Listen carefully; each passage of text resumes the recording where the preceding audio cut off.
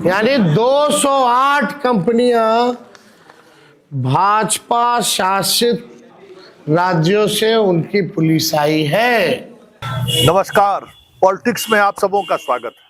और आज हम पॉलिटिक्स में बात तेजस्वी की उस प्रेस कॉन्फ्रेंस की कर रहे हैं जिस प्रेस कॉन्फ्रेंस के सहारे सीधे सीधे तौर पर पूरे चुनावी प्रक्रिया पर ही उन्होंने सवाल खड़ा कर दिया, वो भी तब जब पहले चरण का चुनाव हो चुका है और दूसरे चरण का चुनाव का वोटिंग कल होनी है। ऐसे में ये सवाल उठना लाजमी है कि आज तेजस्वी के इस प्रेस कॉन्फ्रेंस का मतलब क्या है। हालांकि अपने प्रेस कॉन्फ्रेंस में अपनी जीत को सुनिश्चित करते हुए बहुत सारी बातें उन्होंने कही है कि भाई अब बिहार बदलाव के मिजाज पर है या बदलाव के मूड पर है और बिहार को कमोबेश उसी दिशा की तरफ बढ़ रहा है। हम बहुत बड़े बहुमत के साथ आ रहे हैं। लेकिन इन तमाम दावों के बीच उन्होंने जो इलेक्शन कमीशन पर जो आरोप लगाया है कि आखिर मसला क्या है, ऐसे समय में जब फर्स्ट फेज का इलेक्शन हो चुका है, तो इस पर हम चर्चा करने से पहले जरा हम तेजस्वी यादव के उस बयान को सुनते हैं जिसमें उन बातों का वो को दोहराया है जिसको लेकर हम लोग कई दिनों से खबर चला रहे हैं कि बिहार में इलेक्शन कराने के लिए जिन पुलिस फोर्स का इस्तेमाल किया गया है उसमें 100% पुलिस फोर्स ऐसे राज्यों से बुलाई गई है जहां बीजेपी का शासन है। और ये खबर हम लोग शुरुआती दिनों से ही चला रहे हैं कि जितने ऑब्जर्वर आए हैं उसमें लगभग 60% से ज्यादा ऑब्जर्वर विभिन्न ऐसे राज्यों से आए हैं जहां बीजेपी की सरकार है। तब तक तेजस्वी चुप रहे।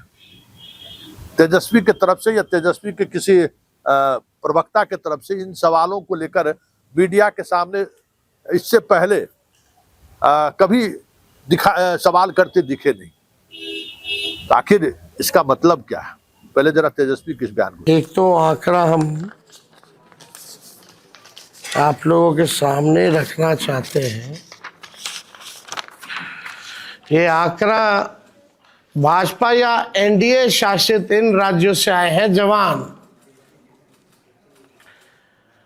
उत्तर प्रदेश से 40 कंपनियां, गुजरात से 27 कंपनियां, मध्य प्रदेश से 23 कंपनियां, असम से 15 कंपनियां, महाराष्ट्र से 25 कंपनियां, छत्तीसगढ़ से 15 कंपनियां, राजस्थान से 10 कंपनियां, मिजोरम और हरियाणा से 8-8 कंपनियां, नागालैंड से 15 कंपनियां, मेघालय से 7 कंपनियां, गोवा से 6 कंपनियां, त्रिपुरा से 5 कंपनियां और उत्तराखंड से 4 कंपनियां, यानी कुल 208 कंपनियां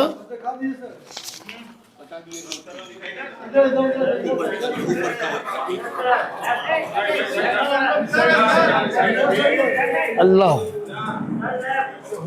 चलिए देखिए, यानी 208 कंपनियां भाजपा शासित राज्यों से उनकी पुलिस आई है।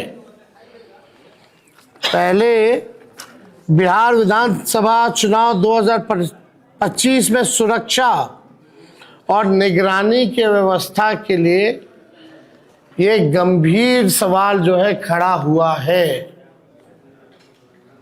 ये गंभीर सवाल खड़ा हुआ है। बंगाल, कर्नाटका, तमिलनाडु से क्यों नहीं मंगाए भाई? झारखंड बगल में है, यूपी का आ रहा है, मध्य प्रदेश का आ रहा है, झारखंड अब बंगाल का क्यों नहीं आ रहा? दोनों बॉर्डर के इलाके में है। तो मेघालय अब त्रिपुरा से आ रहा है, नागालैंड से आ रहा है, लेकिन झारखंड, बंगाल और आपका तमिलनाडु, कर्नाटका जैसे राज्यों से क्यों नहीं आ रहा? केरला से क्यों नहीं आ रहा? वेस्ट बंगाल वही हुआ, क्यों नहीं आ रहा? ये तो भाई बड़ा सवाल जो है खड़ा हो गया। पुलिस ऑब्जर्वर में तो असल मतलब आप कहीं तो जो असंतुलन है, ये जो भी 243 विधानसभा में 68% पुलिस ऑब्जर्वर बीजेपी शासित राज्यों से, आप समझ जाइए 68% पुलिस ऑब्जर्वर जो है वो बीजेपी शासित राज्यों से हैं। पहले ये जितने भी लोग होते थे वो CAPF यानी सेंट्रल केंद्रीय अर्धसैनिक बल के जो लोग होते थे उनको लगाया जाता था ताकि निष्पक्ष जो है ऑब्जर्विंग जो है वो हो। लेकिन इस बार 68% यानी हमने आपको आंकड़ा दिया 208 कंपनियां भाजपा शासित राज्यों में से। अब ये तो देख लीजिए, अमित शाह जी आए इसीलिए ना, डेरा काहे ना जमाए हुए हैं गृह मंत्री, देश में थोड़ी और कोई काम है। जहां चुनाव है वहां बेईमानी वाला काम है, पूरा धन बल छल कपट सब लगा रहे, कोई चीज का कमी नहीं छोड़ रहे। लेकिन फिर भी ये अमित शाह बिहार को उपनिवेश बनाना चाहते हैं, बाहरी लोग कब्जा करना चाहते हैं, बिहारी होने नहीं देगा। इस बार करारा जवाब मिलेगा, जनता से अब मिल रहा है। ये लोग बौखलाहट में इस तरह का काम कर रहे हैं क्योंकि इनको पता है कि ये लोग जो है जाने वाले हैं। अब सवाल देखिए, मोदी शाह जी ने बिहार को जितना बदनाम किया, जो बात बिहार के बारे में बोल रहे हैं, क्या वो गुजरात के बारे में ऐसा बोल सकते हैं? तो आपने सुना, कई मीडिया चैनल ने पहले भी ये खबर चलाई थी और आज इसको सामने लेकर आने का मतलब क्या है?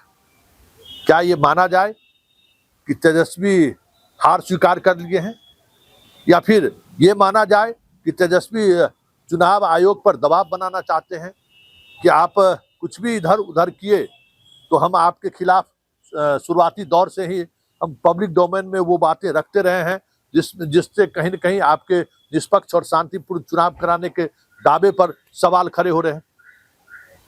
क्योंकि ये सवाल इसलिए लाजमी है कि प्रथम फेज के चुनाव के दौरान किसी भी कंस्टिट्यूएंसी में पुलिस के द्वारा किसी खास दल विशेष के लोगों को चुनाव में वोटिंग करने से रोकने को लेकर कोई सीधे तौर पर शिकायत नहीं मिली है। प्रेस कॉन्फ्रेंस में भी उन्होंने कुछ ऐसी बातें नहीं कही है जिससे ये लगे कि इन राज्यों से जो पुलिस फोर्स आया है वो बीजेपी के लिए या एनडीए के लिए काम कर रहा हो। महागठबंधन के वोटर को कहीं रोकते हुए दिखे हो, ऐसा भी कहीं नहीं दिखा। हाँ, ये अलग बात है कि अब जिन कंस्टिट्यूएंसी में जिन इलाकों में वोटिंग होना है वो कहीं कहीं कई ऐसे इलाके हैं जहां अल्पसंख्यक वोटर की संख्या ज्यादा है, वहां पर इस तरीके की समस्याएं हो सकती है जिसको लेकर शुरुआती दौर से ही आशंका व्यक्त किया जा रहा है। लेकिन उन तमाम आशंकाओं के बीच आज तेजस्वी का ये प्रेस कॉन्फ्रेंस करना कुछ तो बात है। क्या तेजस्वी का कॉन्फिडेंस लैक कर रहा है कि एक हार का ठिकड़ा फोड़ने का एक रास्ता उन्होंने निकाल लिया, या फिर कुछ और बात? हालांकि बहुत सारी चीजें रिजल्ट परिणाम के आने के बीच जो जैसे महानार को लेकर हुई, समस्तीपुर को लेकर हुआ, सरारंजन को लेकर हुआ, तमाम बातों को लेकर बिहार के प्रशासन ने 24 घंटे के अंदर में रिस्पॉन्ड किया। लेकिन इलेक्शन कमीशन की भूमिका शुरुआती दिनों से ही संदिग्ध है, इसमें भी कोई दो मत नहीं है। क्योंकि इलेक्शन कमीशन लगातार, अगर आप देखिए, हमें तो लगा ही नहीं कि बिहार में इलेक्शन कमीशन का कोई ऑब्जर्वर भी है। पहली बार पहले एक ऑब्जर्वर का धमक हुआ करता था, ऑब्जर्वर कहाँ है, मतलब लगातार हम लोग घूमते रहे इलेक्शन के दौरान, ऑब्जर्वर का वो धमक भी नहीं दिखा। जबकि हर कंस्टिट्यूएंसी में इस बार 3-3 ऑब्जर्वर है।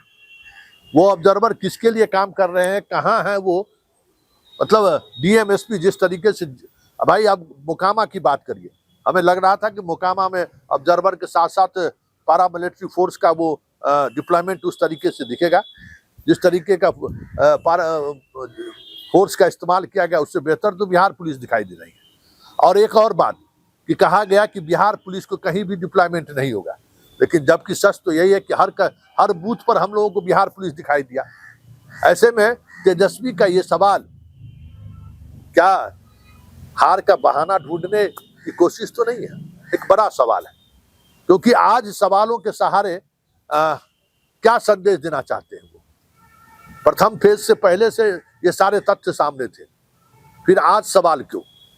ऐसे में ये कहा जा सकता है कि महागठबंधन में चुनाव को लेकर दूसरे फेज में कार्यकर्ताओं के मनोबल पर प्रभाव पड़ता है। All is not well. Low